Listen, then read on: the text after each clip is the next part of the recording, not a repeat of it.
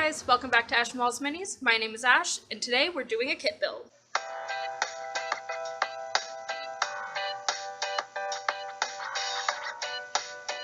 So today I'm going to show you how I put together this x-acto brand House of Miniatures grandfather clock.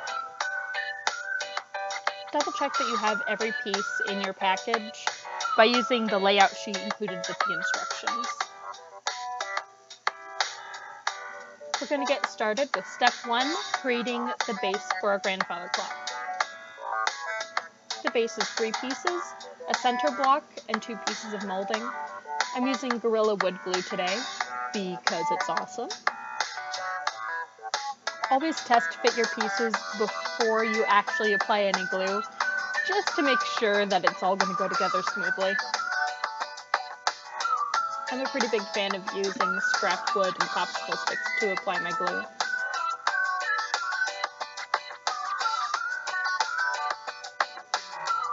Pretty simple, and here it is compared to what I've already done.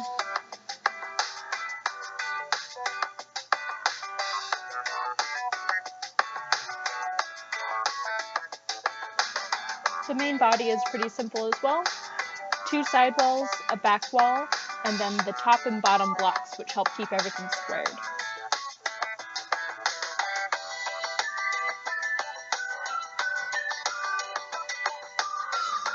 The back wall is going to be glued into the rabbet in the side walls.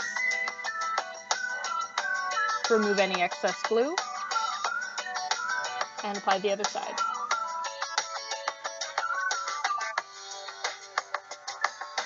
Make sure the pinhole in the bottom block gets installed in the front right-hand corner of the cabinet. This is where we'll be installing the pin hinge for the door. The top block is not being glued in right now, it's just a spacer. Glue the main cabinet to the bottom block, and we'll let that dry while we make the crowning jewel of this clock, the top which will actually hold the clock face. The back wall is being glued into the smaller rabbets on the side pieces, and glue the front piece into the larger rabbets. It will be slightly recessed, so not completely flush with the sides.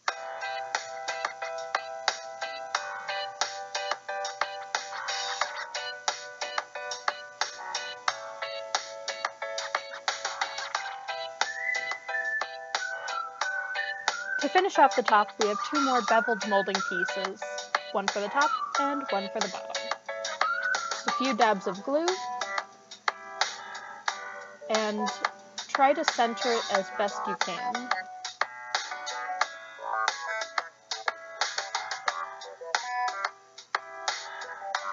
Once you get the top molding piece on, it's time to add a little bit of decoration with some wooden dowels. Glue them onto all 4 corners of the top piece. With just a few dabs of glue, a little goes a long way here. Make sure to remove any excess glue that you can, and then repeat for the remaining 3 corners.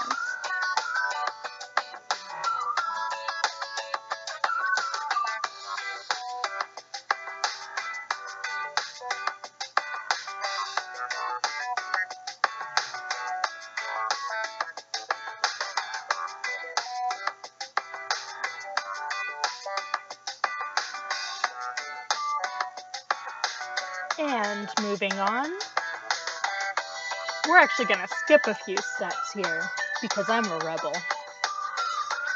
Glue the top piece onto the cabinet, making sure to keep it centered and avoid getting any glue on that top spacer piece. This kit comes with lots of fiddly metal bits for inside the cabinet. Use massively oversized wire cutters to snip the chain into 2 different sized pieces. And I'm using E6000 glue to glue a bit of chain into each of these metal barrels. I definitely got some of this glue on my hands in this process. You should definitely not get any of this glue on your hand.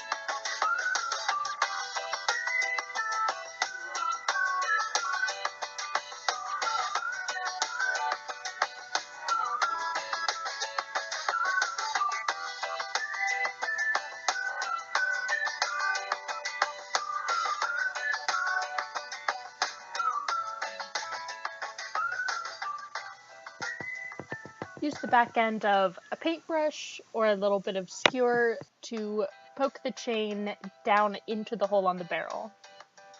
The center pendulum is this little round doodad glued to this little stick. And I'm going to use a popsicle stick to help keep the metal stick level.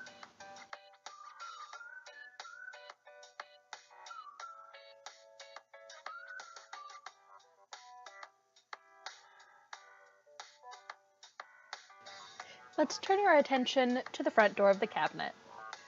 There's a slot along the back, and that's where we're going to glue this bent metal piece to act as the hinge pin. Applying a little bit of E6000 along the slot, and then I'm going to slide the pin into place, making sure that it is flush and well secure.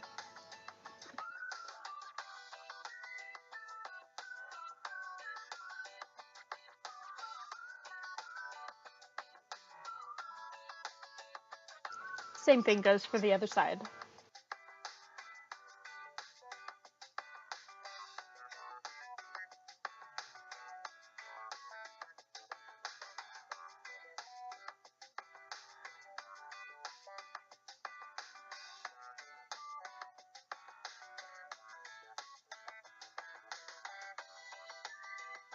Now break out the wood filler, and I'm going to use one of my Sculpey tools to smush it into all of the joins between pieces so that I have as smooth a transition as I can.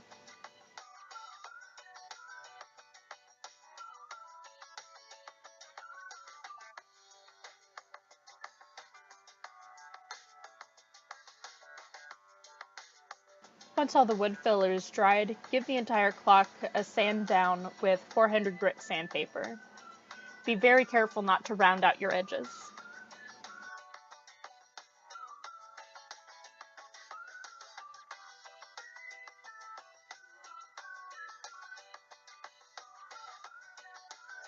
And for my favorite part, I'm using Liquitex Basics acrylic paint and a chisel brush to help me get into all the nooks and crannies.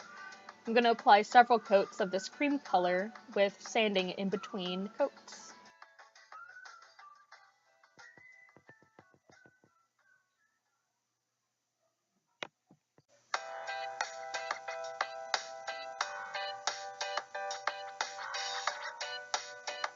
Pay extra attention around the molding and finish each coat with long, smooth strokes that go with the wood grain for a smooth, even finish.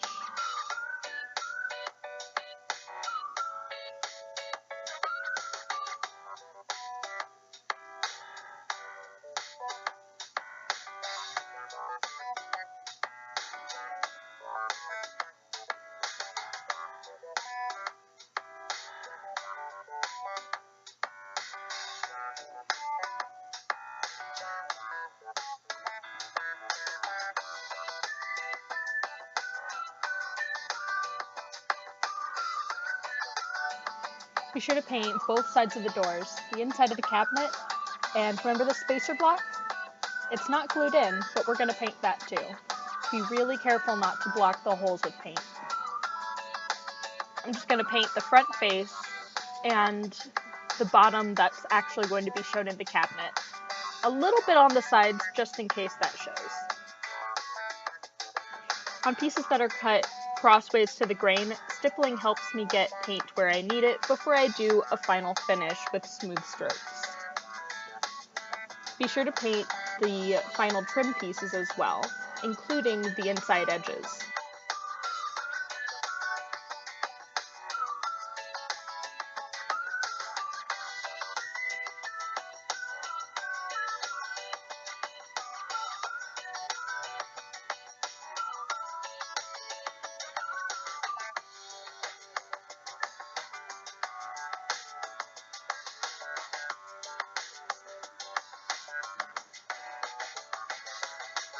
The last baggie has a printed metal clock face and 2 clock hands.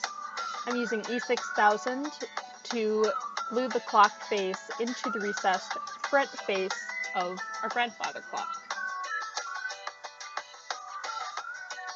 The arched trim is getting glued in place over top of the clock to frame it in. and the wooden strip gets glued on bottom. I just need the tiniest dot of glue in the center to set the clock hands in place.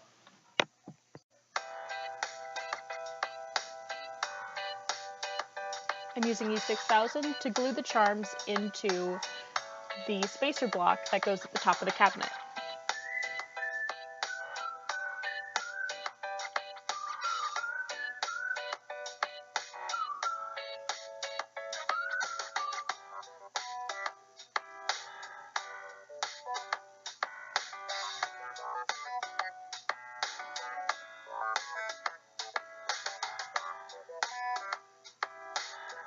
Using a tiny drill bit, I'm going to drill a hole where I want to add my doorknob to the cabinet door.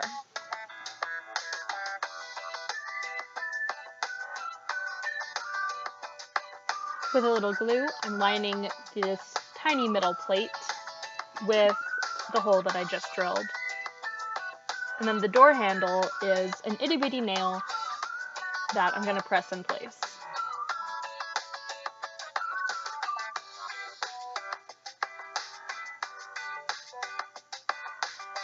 So the reason why we never actually glued this spacer block in is because we need to install it with the door. So I'm plugging in my door to the front right hole in each of those blocks.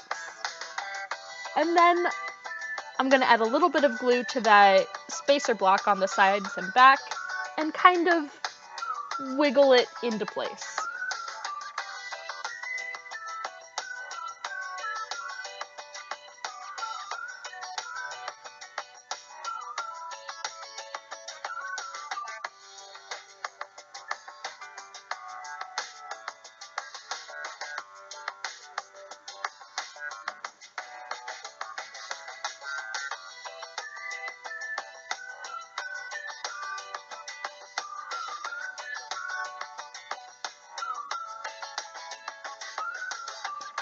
Now, if you followed the actual directions, this isn't quite how they had you do it, but I tend to ignore half the instructions.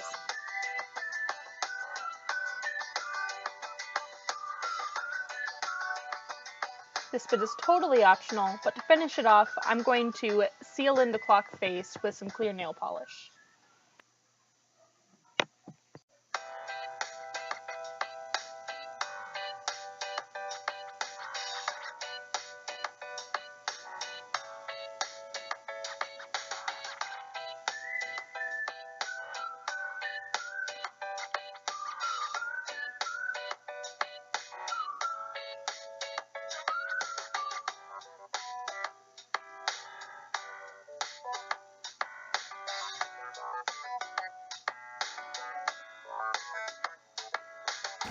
Here's our final piece. These are really incredible kits, and I fully encourage you to take advantage if you come across one in an antique shop or a garage sale. If you enjoyed this build, go ahead and hit like, leave a comment for me down below, and don't forget to subscribe.